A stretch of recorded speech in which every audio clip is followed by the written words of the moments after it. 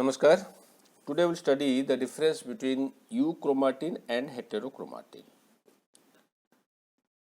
And this chromatin, what is this chromatin? Chromatin is nothing but the condensed form of DNA present in our nucleus, and the DNA is available in our cells in the nucleus as well as in mitochondria.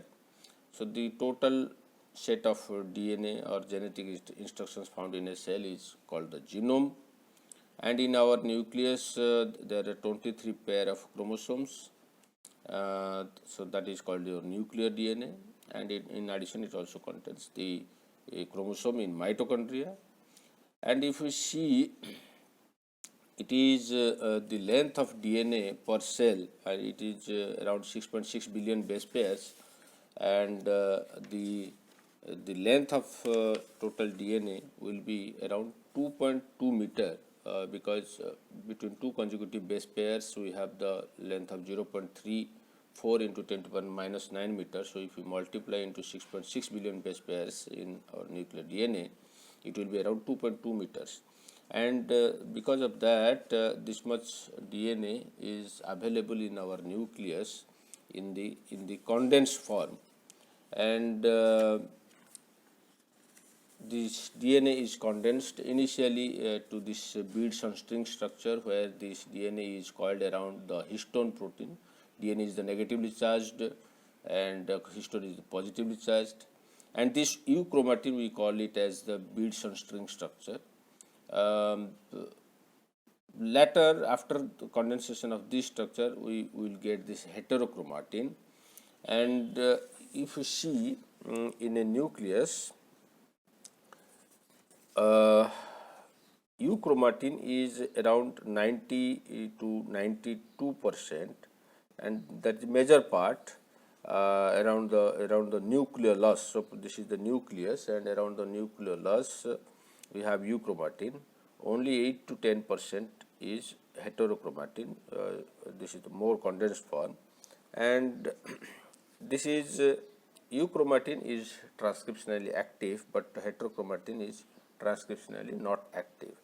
And why? Because further condensation leads to this chromosome during the metaphase of mitosis. This will be available as chromosome form. During this time, there cannot be any transcription. So, now we can see the difference between euchromatin and heterochromatin.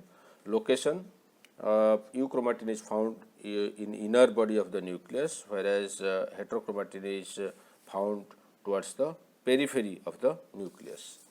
Then euchromatin is present both in prokaryotes and eukaryotes, whereas heterochromatin is present only in eukaryotes.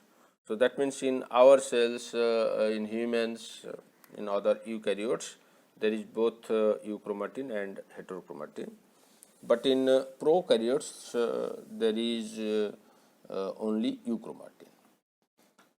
Then as I already shared, 90 to 92% of total human genome is euchromatin, only 8 to 10% of total human genome is heterochromatin.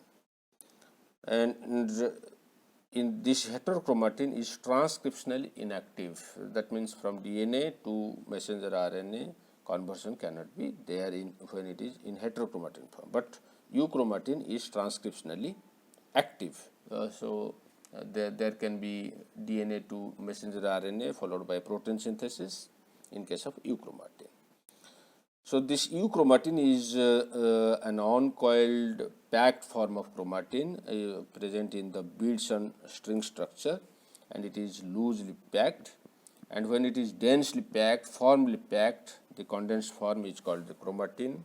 So, this solenoid structure onwards we can call it as the heterochromatin, and this beads on ring structure is called the euchromatin.